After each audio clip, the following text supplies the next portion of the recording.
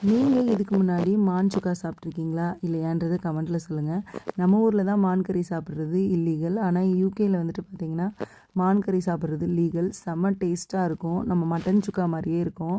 கண்டிப்பாக நீங்கள் வெளிநாடுகள் போகும்போது கண்டிப்பாக ஒரு தடவை ட்ரை பண்ணி பாருங்கள். உங்களுக்கு இந்த டேஸ்ட் ரொம்ப பிடிக்கும்.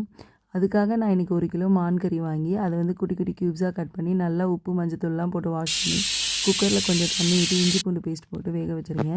மசாலா அரைக்கிறதுக்காக நான் இதெல்லாம் எடுத்திருக்கேன். இதோட அளவு தெரியும்னா டிஸ்கிரிப்ஷனில் செக் பண்ணிக்கோங்க.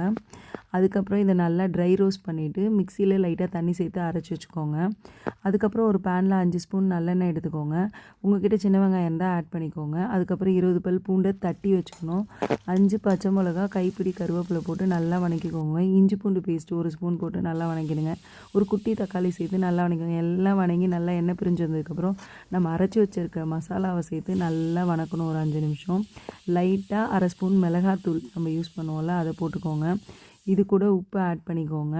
நல்லா வணங்கி எல்லாம் எண்ணெய் பிரிஞ்சு வரணும். இதுக்கு சைடில் வந்துட்டு பார்த்திங்கன்னா மான் கறி ஒரு 20 விசில் வச்சு எடுத்திங்கன்னா நல்லா இந்த மாதிரி வெந்துடும். வெந்த மான் கறி இதோடு சேர்த்து அதில் இருக்க தண்ணியும் சேர்த்துக்கோங்க.